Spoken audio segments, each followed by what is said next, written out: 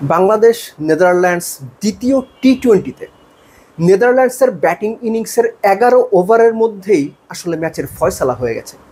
অপেক্ষা ছিল বাংলাদেশের বিপক্ষে নেদারল্যান্ডস 100 করতে পারে কিনা, আর বাংলাদেশ কয় উইকেটে ম্যাচ জেতে। কংগ্রাচুলেশনস নাসুম আহমেদ। ম্যাচের আলোচনাতে যাব তার আগে আপনাদের কাছে একটা জিজ্ঞাসা।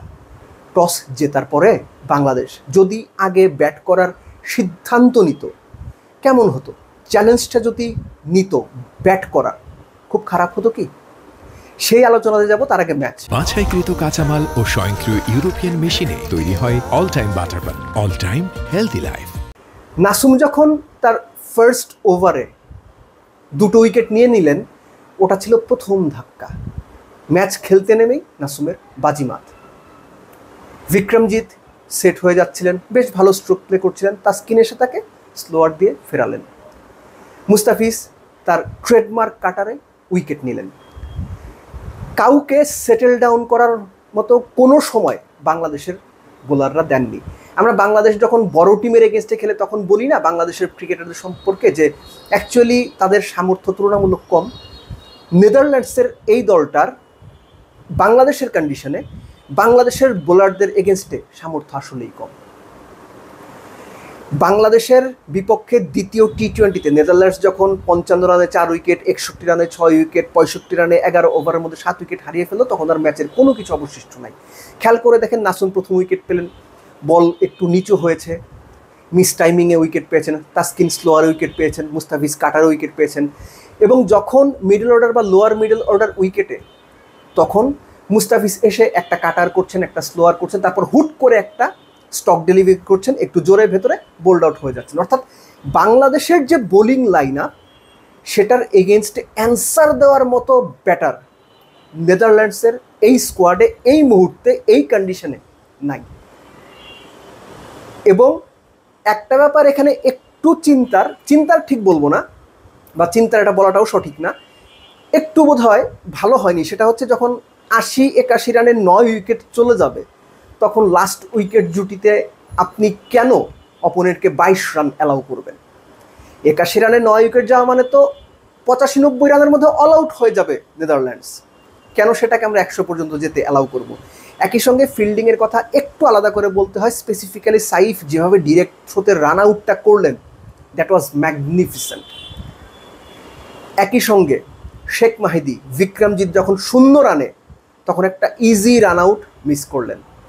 তানজিম সাকিব সারিজের ক্যাচ মিস করেছিলেন সারিজ যখন 0 রানে। তানজিম সাকিব সারিজের উইকেট নিয়েছেন, কিন্তু যে catch miss, easy run out miss, এগুলো ভালো কথা না। এর সঙ্গে আপনি যোগ করে নিন বাংলাদেশের এন্টায়ার বোলিং লাইন আপ, যেভাবে লিটন চেঞ্জ করেছেন, যেভাবে বোলারদের ব্যবহার করেছেন, এটা আমরা ফার্স্ট ম্যাচেও দেখেছি, এর আগেও দেখেছি। এখানে লিটনের ক্যাপ্টেন্সির একটা প্রশংসা ডেফিনেটলি করতে হবে। ব্যাটিং পয়েন্ট অফ ভিউ, রানই মোটে 103, 4, 5। এখানে বাংলাদেশের ব্যাটসম্যানরা কে কতখানি রান করবেন, বাংলাদেশ কত দ্রুত ম্যাচ জিতবে, কিংবা কোন মাইন্ড সেট আপে ব্যাট করবে, এটাই দেখার ছিল।